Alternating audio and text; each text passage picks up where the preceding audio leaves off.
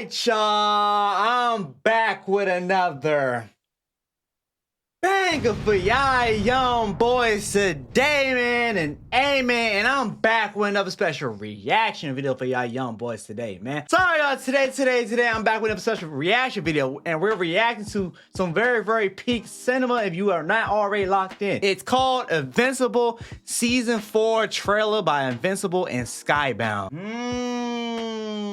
But all right, y'all, before we get in the video, man, don't forget to like, share, subscribe if y'all new, y'all. Let's get into Invincible Season 4 official trailer.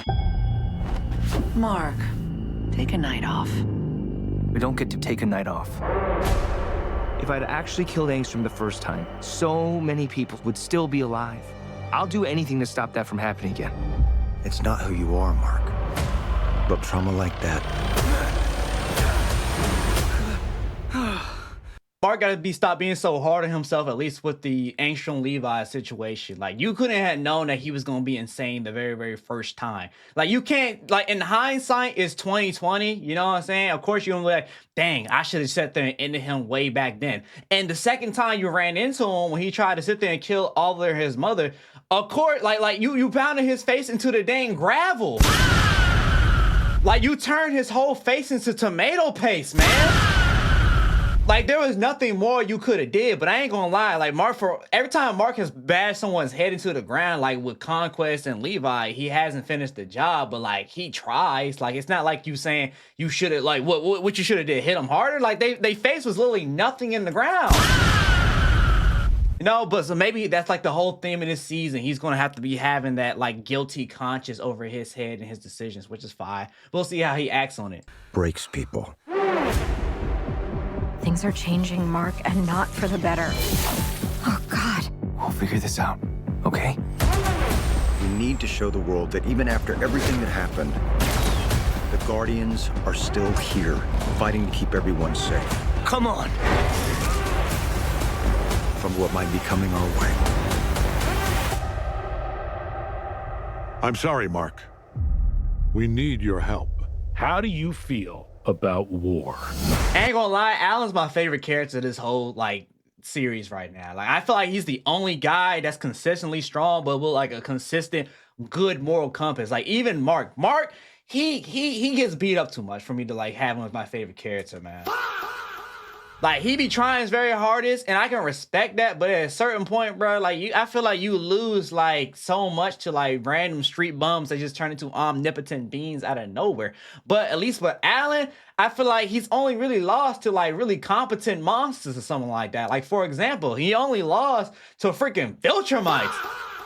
But when they spun the block back, we already seen what happened. And plus, I feel like he's just consistently funny and a good guy. So he's my favorite character. And I can't wait to see like Nolan, Alan, and Mark all like get together and work together. I wonder how that's going to work. And like, will Alan be able to balance out the two sides of them work together? Because from what we know, Mark still hates his father. You know what I'm saying?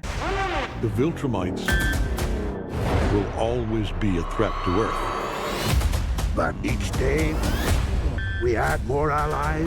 That'll be their hold on the galaxy. Together, we have a chance to end this war forever. I can help. How much does this job pay? No tricks this time. How do I know you're telling the truth? You'll have to trust me. There will be loss. So what are those? I think those are like the little dinosaur type of alien species that Omni-Man was saying or talking about in season 3. I think those are like the same species of alien that like they are on like what 10 times gravity larger than like what all the other planets, like 1,000 times gravity harder than all the other planets, which made them super strong. I think last time Omni-Man ran into them, they killed up, like they ended up killing or wiping his whole squad. He had to run away, that he said in his book. So I wonder like how they're going to play like a intricate part in this next season. And another thing is, I wonder like where's Darkblood? I remember like the last season ended off with Darkblood like ended up like being like the main point or like showing up to be the main villain next season. But you know, they change villains every episode, dang near. Will be sacrificed. I'm sorry. We smashed your melanin. Judgment for the evils of our past, if we want any hope to change our future. This is serious, Shapesmith. This is fruit punch. Would you like some?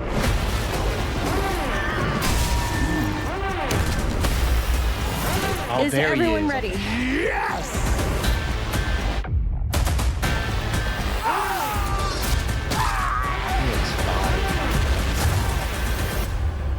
We stick together. That's how we win this.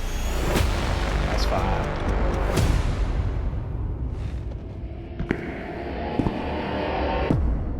Leave no one alive. He's here! Oh, I've been hearing so much stuff about Threk, bro. I've been hearing so much stuff about Threk, man. I'm very excited. I've seen a bunch of little animations on YouTube showing showing them off and showing them in different versus situations, and every single time, without fail, he's a demon. Every time he's a demon, bro. So I can't wait to actually see him get played out, to get shown exactly how strong he is. But I want to go back and look at some other parts in the trailer that I thought was interesting. To show the world. Okay, right here with the Guardians of the Globe, I wonder who this new guy is right here. He seems to have taken the new spot of the leader of the Guardians of the Globe, and he seems to be the new I guess immortal of the group. So one, I wonder what happens to Immortal. Maybe he runs off with Kate, or he quit and ran off with Kate somewhere. That's one. Two, I wonder how strong he is. Is he actually going to get the Guardians of the Globe to be something taken seriously? Because I feel like in the past, 3 seasons, ever since they got knocked off by Omni-Man in the very first season, they just have not been very good at their job. I feel like the Globe has been in danger. There's been no guarding of the Globe. The only person that could really actually do anything when it came to defending the planet was kind of Omni-Man and freaking Mark. That's it. Everybody else just gets knocked off so super easily. So I wonder who this dude is, and is he actually going to bring the Guardians of the Globe into a actual respectable faction? That's one thing I want to look at. Another thing I saw was Speed Racer right here. I forgot what his name is, but I remember he was in Omni-Man books and all that stuff. I wonder if he's actually going to join the coalition. If he's going to join the coalition, or is he going to be a neutral party? Because I think his main job is to protect that laser that can basically destroy or kill anything. You know what I'm saying? Something tells me the coalition try to recruit him. It's not going to be as black as white as it should be. I feel like they're going to sit there and make it seem as though he's a neutral party, and he's no, I don't trust none of y'all to work with, and how do I know you're not going to try to steal a gun or a laser from me? That's why I predict his story going to be like. But don't spoil it for me. I haven't read the comics yet, but that's for his storyline going to go. Other thing, so right here it shows that the giant dinosaur looking alien thing or something like that. I'm assuming he's from that species of dinosaurs or hybrid creatures that was on 10 times gravity. They was sitting there going back and forth or killing. They can easily kill a Viltrumite, it looks like, when they touch down on their planet because of their gravity and stuff. So it looks like one touches down on Earth, but I wonder, why is he here? Why is he here on Earth?